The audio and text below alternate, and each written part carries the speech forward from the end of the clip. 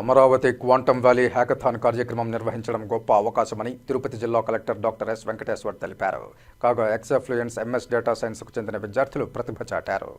శ్రీ పద్మావతి మహిళా విశ్వవిద్యాలయంలోని engineering college Dhruti ఆడిటోరియంలో regional centre semifinals Amaravati quantum valley hackathon కార్యక్రమానికి మహిళా విశ్వవిద్యాలయం vice chancellor professor V Uma, registrar Rajani, Andhra Pradesh state council of higher education ఏపీఎస్సీహెచ్ఈకు చెందిన ఆచార్య రోసయ్య, ఎస్ఎస్ఐఏఈ సూర్యకుమార్ సీఈఓతో కలిసి తిరుపతి జిల్లా కలెక్టర్ డాక్టర్ ఎస్ వెంకటేశ్వర్ ముఖ్య అతిథిగా హాజరయ్యారు.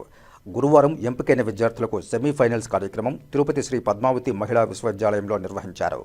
రాష్ట్ర ముఖ్యమంత్రి నారా చంద్రబాబు నాయుడు ప్రవేశపెట్టిన ఇన్ఫర్మేషన్ టెక్నాలజీలో విప్లవాత్మక మార్పులు వచ్చాయని, క్వాంటమ్ వ్యాలీ మొదటిసారిగా అమరావతిలో ప్రవేశపెట్టడం జరిగిందని తెలిపారు. విద్యార్థులు ఆధునిక సాంకేతికత మరియు సామాజిక సమస్యల పరిష్కారానికి తమ వినూత్న ఆలోచనల దిశగా కృషి చేయాలన్నారు. ఇన్ఫర్మేషన్ టెక్నాలజీ వల్ల ప్రయోజనం పొందిన చాలామంది ఉన్నత స్థానంలో ఇతర దేశాల్లో స్థిరపడ్డారన్నారు. సెమీఫైనల్స్లో విద్యార్థులు తమ సృజనాత్మక ఆలోచనలతో ముందుకు వెళ్లాలని తెలిపారు. కాగా Sri Venkateswara university college of commerce and computer sciences MS data science కళాశాలకు చెందిన విద్యార్థులు 7 బృందాలుగా మొత్తం 50 మంది ఈ హ్యాకథాన్కు ఎంపికయ్యారు.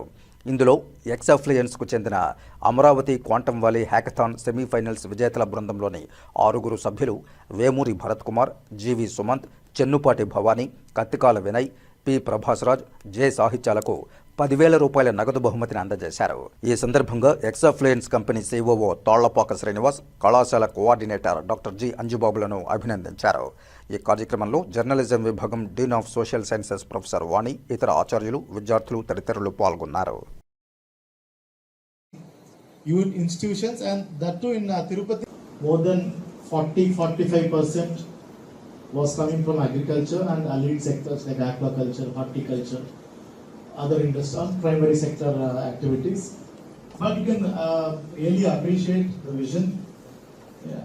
In 2020, you can see where Hyderabad stands, where most of our my generation as well, including my generation of students, Hyderabad being IT hub, not even I was IT in my 4th standard in 2000. I did not have that much idea.